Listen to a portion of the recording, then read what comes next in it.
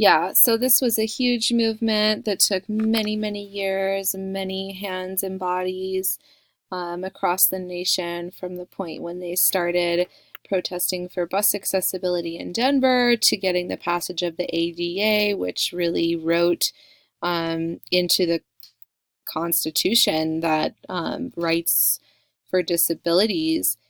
Um, this point about empowerment and involving disabled people as activists, I think, is just huge, especially when we consider the kinds of models that we look at that we'd like to model our own advocacy after moving into the future. Um, Something that you might have heard is that phrase, not about us without us.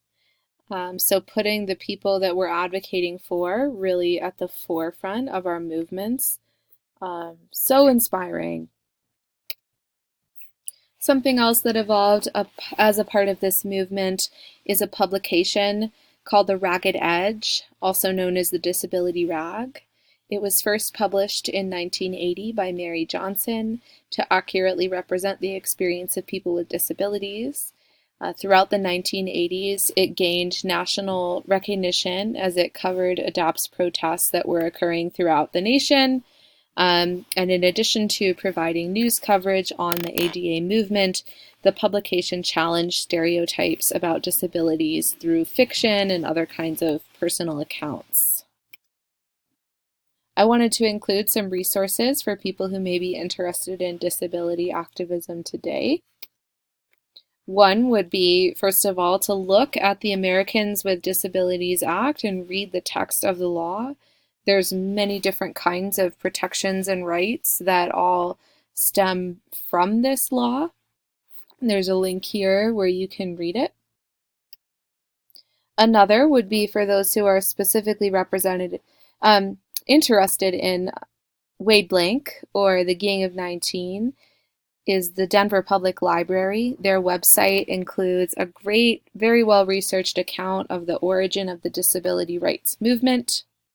In their archives, they also have the Wade and Molly Blank papers. If you wanted to request to look at, you could order writings from Wade Blank himself and other publications that include Wade Blank's writing, like old issues of the Disability Rag. There's an ADAPT activist handbook. ADAPT is the organization that formed as a result of the Gang of 19's organizing, and it now has chapters in 30 different states. The activist handbook is available there at that link from their website. Something that I didn't include here on a slide, but that I definitely used as a source for this presentation, and I would highly recommend watching, is a Rocky Mountain PBS episode called The Gang of 19. It interviews John Holland, who was he was a lawyer that brought a lawsuit against the Heritage House and helped to also, when this is really well described in the episode, when protesters were protesting buses in Denver and none of those who were in wheelchairs were arrested, they brought up this issue in court and successfully overturned the case based on the fact that the police officers had not arrested any of those with disabilities. They'd passed them over, and Wade Blank really famously fought on this point and said that if there was going to be any kind of disability movement, the disabled advocates had to be able to be arrested just like anyone else. As far as for me, why I focus on disability activism, there are some clear reasons for me, and I think everyone could find them in their own life if you go looking. I myself have a disability, a chronic pain condition, and I also have people in my family that suffer from mental illness and other kinds of disabilities. On the surface level, someone might not look at me and think that that's what I'm dealing with on a daily basis, but it does affect my functioning, and it can make it challenging for me on a daily basis just to get through the day. So it's really important to think about how much disabilities impact everyone, and to try to change the perception that this is just a fringe issue that only affects certain people on the outside corners of society. I really believe that something Wade Blank modeled for us is that in order to have a healthy, thriving society and to have equitable communities, we need to try to change our built environment, change our services, change our perceptions within society to the point where everyone has a space to come to the table and participate in whatever ways they have to offer. A direction that disability advocacy has moved into now today is known as disability justice. There you can see in that picture some of the tenets of disability justice are represented. This is an intersectional cross-disability movement that takes into account the relationships between disability, but also race, sexuality, gender, and other factors, and how all of those overlap.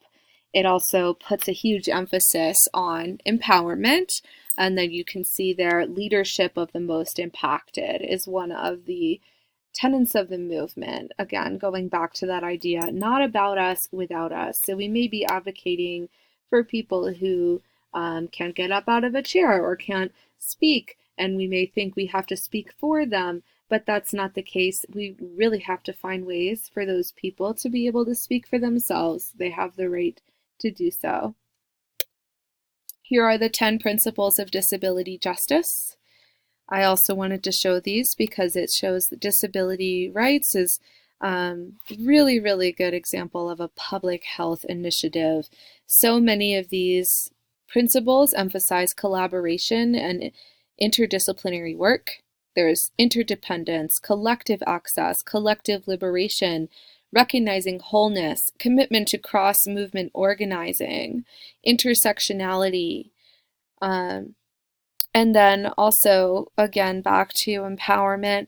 There's leadership of the most impacted here, an anti-capitalist politic, so really looking at and challenging how does economy limit participation for certain members in society, and where's the sustainability for the movement and the kind of changes that we're going to bring, not just to fight for them, but to make sure that we'll continue to see whatever gains we win survive into the future. Thank you for listening to my presentation. If you have any questions or if you'd like to obtain some of the resources that I mentioned here, I'd be happy to talk to you about these topics more. I also included some reference links here on this page, and I look forward to hearing all of your presentations.